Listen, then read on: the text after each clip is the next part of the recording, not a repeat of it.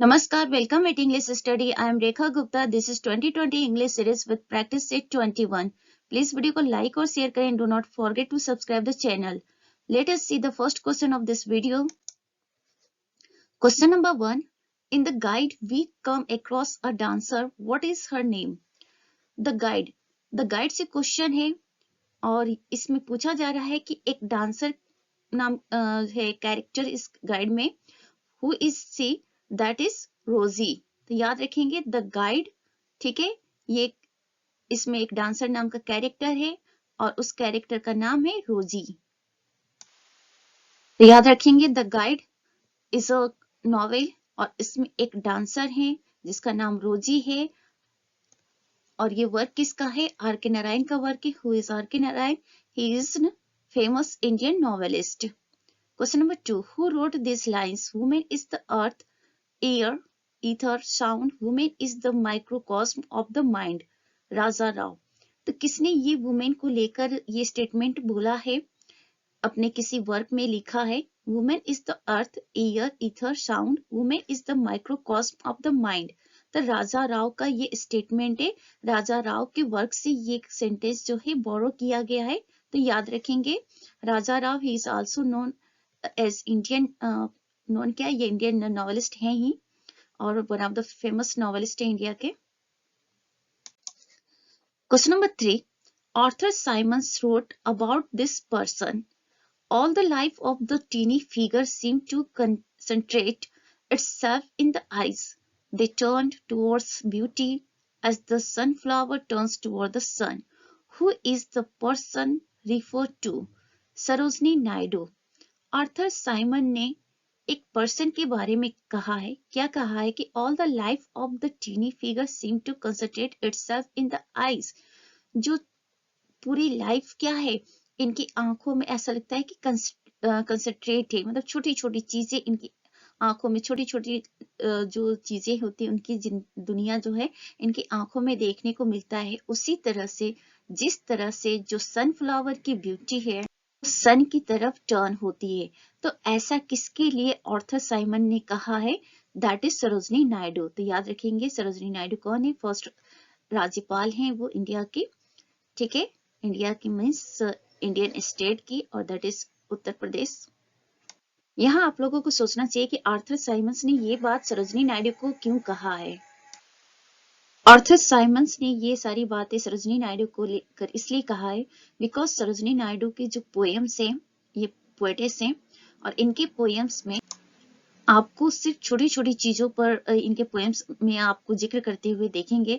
Means Sarojini Naidu ने अपनी poems में बहुत छोटी छोटी चीजों को मेंशन किया है. जैसे इनका बेंगल सेलर्स है पोएम, फिर इनका पोएम है इंडियन वीवर्स. इंडियन वीवर को लेकर उसमें लिखा है. इनका एक और पोएम है इन द बाजार ऑफ हैदराबाद. अब उसी का एग्जांपल लीजिए इन द बाजार ऑफ हैदराबाद. तो उसमें इन्होंने फ्रूट सेलर, हॉकर, वेंडर, हर छोटी छोटी चीजों को, जो फ्लावर सेलर हैं और फिर जो स्पाइसेस ग्राइंड करने वाली लेडीजें हैं, मेहंदी ग्राइंड करने वाली लेडीजें हैं, उनके बारे में उन्होंने मेंशन किया है. तो बाजार की जो छोटी छोटी चीजें, हर चीज को मेंशन किया है. तो इसीलिए आर्थर साइमन कहते हैं कि all the life of the tiny figure. Tiny figure की पूरी जो लाइफ है वो इनकी आंखों में कंसंट्रेट होता है. ठीक है, तो बहुत अच्छी बात इन्होंने कही है. सरोजनी नायडू के जो वर्क से उसी को उठाकर इन्होंने ये बात कहा है. Question number 4. H.A.L. Fisher wrote about this person. This child of the Green Valley of the Ganges has by sheer force of native genius earned for herself the right to be enrolled in the great fellowship of English poets. Who is the poet? तारू Dutt. H.A.L. Fisher ने कहा है तारू दत्त को लेकर कि this child of the green valleys of the Ganges, जो Ganga river है उसकी जो ग्रीन वैली है उससे बिलोंग करती है ये चाइल्ड. और मीन्स इनके कहने का मतलब है कि गंगा की जो ग्रीन वैली है वहां की बच्ची हैं ये तारू दत्त. और by sheer force of native genius earned for herself the right to be enrolled in the greatest fellowship of English poets. और फिशर का कहना है कि ये अपने नेटिव जीनियस की वजह से ये इंग्लिश पोएट के जो ग्रेट फेलोशिप है उसमें ये अपना नाम दर्ज कराने में सफल है। तो तारुदत्त को लेकर H.L. फिशर ने ये बात कही है, याद रखेंगे। Toru Dutt one of the famous Indian poet और इनका फेमस वर्क है our casuarina tree. Question number 5. An Indo-English poet once remarked that his disciplines, linguistics and anthropology, and his education gave him his outer form, whereas his Indian origin, first 30 years in India, and knowledge of Kannada and Tamil give him his inner form. Who said this? A.K. Ramanujan. तो यहाँ पे कहा गया है कि N Indo English poet, एक Indo English poet है, who remark that his discipline, जिन्होंने रिमार्क किया है कि उनका जो डिसिप्लिन है, डिसिप्लिन क्या है, लिंग्विस्टिक्स और एंथ्रोपोलॉजी, एंड हिज एजुकेशन, और उनके डिसिप्लिन के साथ साथ उनका education give him his outer form, उन्हें क्या देता है, एक आउटर फॉर्म देता है, where is his Indian origin, और वहीं पे उनका जो इंडियन ओरिजिन है, फर्स्ट 30 ईयर्स इन इंडिया, उनकी जिंदगी के जो पहले 30 साल हैं जो उन्होंने इंडिया में स्पेंड किए हैं, and knowledge of Kannada and Tamil, और कन्नड़ और तमिल को लेकर जो इनको नॉलेज मिला है वो उन्हें इनर फॉर्म देता है। ये किसने कहा है? A.K. रामानुजन ने कहा। तो A.K. रामानुजन अपने को लेकर कहते हैं कि इनके जो डिसिप्लिन और एजुकेशन है वो इनको आउटरली फॉर्म करता है, और जो इनकी इंडियन ओरिजिन है, पहले 30 साल ये इंडिया में रहते हैं, और इनका जो कन्नड़ और तमिल नॉलेज है, ये जो दोनों चीजें हैं, इंडियन ओरिजिन और कन्नड़ तमिल नॉलेज, ये इनको इनर फॉर्म देता है। तो याद रखेंगे A.K. रामानुजन ने अपने आउटर और इनर फॉर्म को लेकर ये बात कहा है। Question number 6.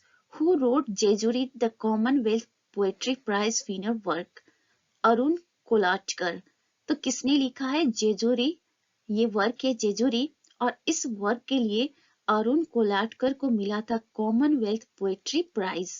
याद रखेंगे, Arun Kolatkar one of the Indian writer हैं, इनका वर्क है जेजुरी, जिसके लिए इनको मिला था कॉमनवेल्थ पोएट्री प्राइज। तो याद रखेंगे अरुण कोलाटकर का ये पोयम है जेजुरी, और इन्होंने विन किया Commonwealth poetry prize for this work.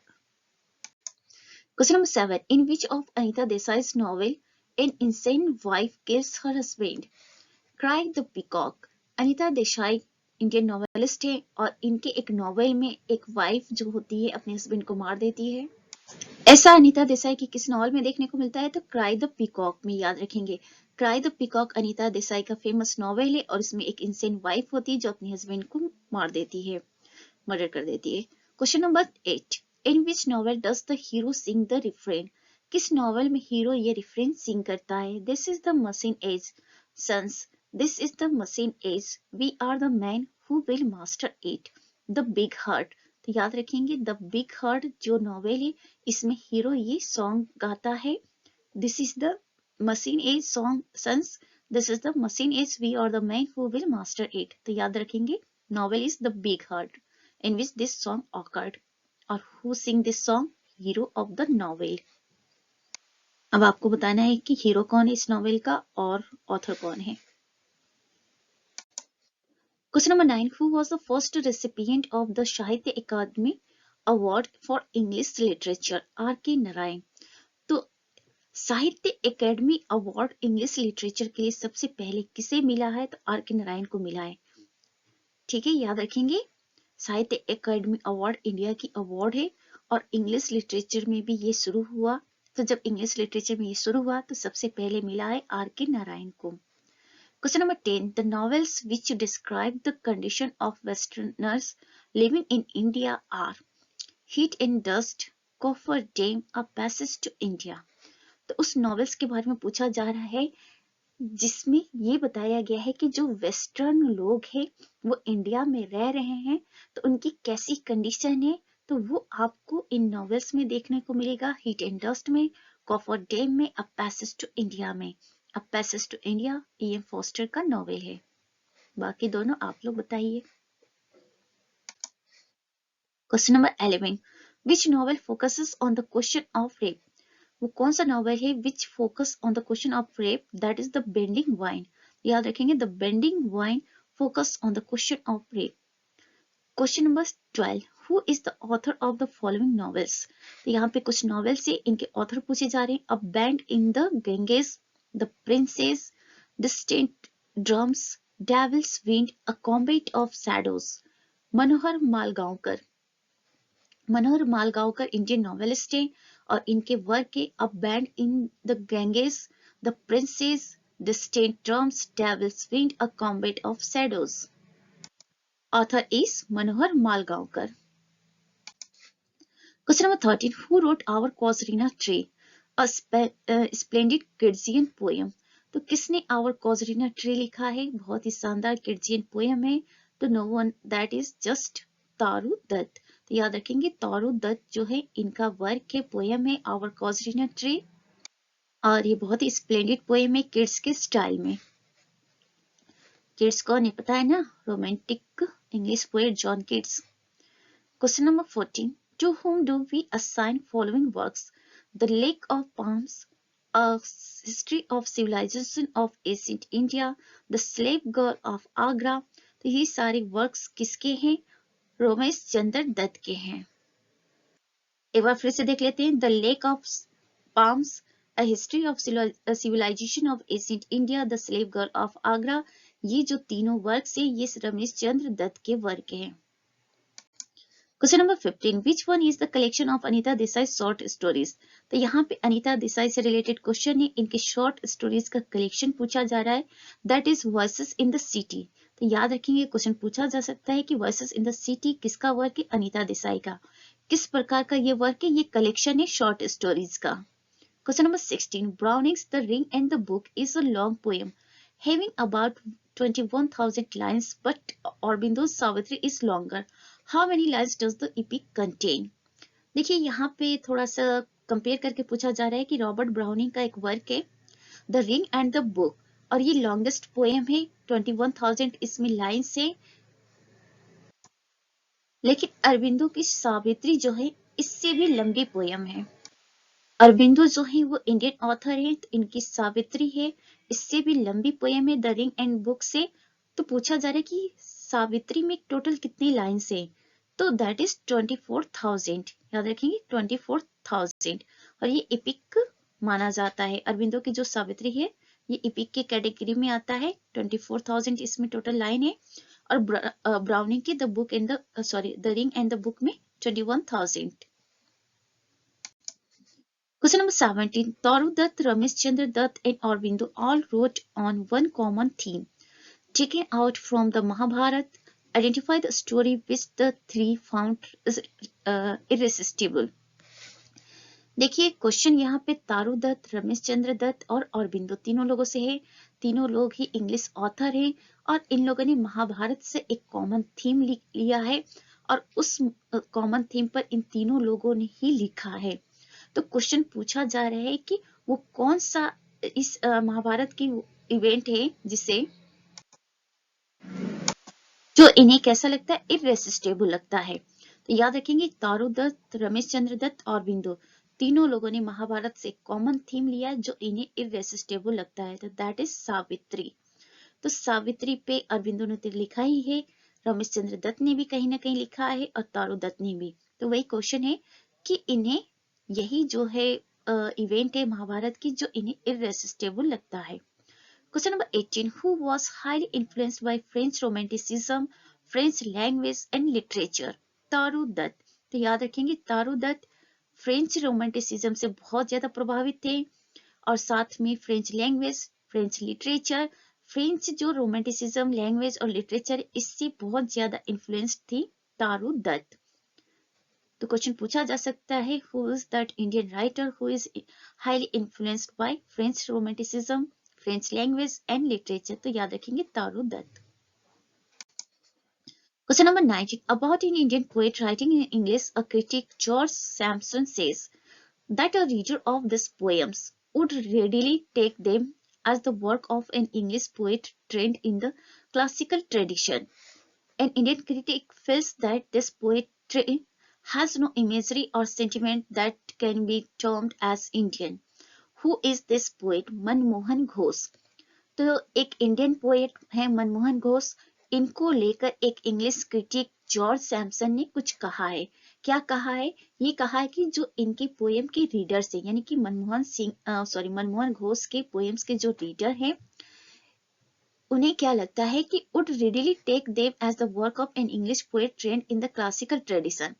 तो मनमोहन घोष के जो पोएम्स के रीडर हैं, अकॉर्डिंग टू जॉर्ज सैमसन, उन्हें लगता है कि वो इनके पोएम को उसी तरह से लेते हैं जिस तरह से एक इंग्लिश पोएट, एक ट्रेंड इंग्लिश पोएट जो कि क्लासिकल ट्रेडिशन में ट्रेंड हो, उसके वर्क को लेते हैं. लेकिन जो इंडियन क्रिटिक है, उन्हें लगता है कि मनमोहन घोष के पोएट्री में कोई इमेजरी नहीं है, कोई सेंटिमेंट नहीं है. तो ऐसा इंडियन क्रिटिक मानते हैं, लेकिन जॉर्ज सैमसन को लगता है कि नहीं, मनमोहन घोष उस कैटेगरी में आते हैं जिस कैटेगरी में इंग्लिश पोएट जो क्लासिकल ट्रेडिशन में ट्रेंड होते हैं, उस कैटेगरी में मनमोहन घोष शामिल है, ऐसा जॉर्ज सैमसन का कहना है. और साथ में ये कहते हैं कि जो इंडियन क्रिटिक है वो उनको लगता है कि इनकी जो पोएट्री है मनमोहन घोष की, उसमें कोई इमेजरी या सेंटिमेंट नहीं है. तो याद रखेंगे जॉर्ज सैमसन ने किसको लेकर कमेंट किया है? मनमोहन घोष को लेकर. Now the last question of this video. The Fakir of Jungira was written by one of the first Indo-Anglian poets. The poem is often held as a competent narrative verse with Byronic echoes. Identify the writer. Henry Derozio. तो the fakir of जुंगीरा एक work है और इसको लिखने वाले जो Henry Derozio हैं, और ये इंडो एंग्लियन पोएट है. याद रखेंगे हेनरी डिरोजियो जो है इंडो एंग्लियन पोएट है और इन्होंने लिखा है the fakir of Jungheera. The poem is often held as a competent narrative verse. जो poem the fakir of Jungheera है वो एक कॉम्पिटेटिव नरेटिव वर्स के रूप में जाना जाता है, जिसमें बायरनिक इकोस देखने को मिलता है.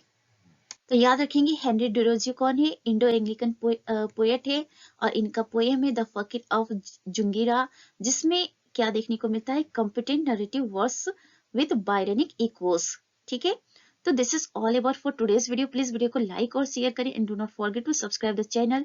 Thanks for watching. Be happy, keep smile.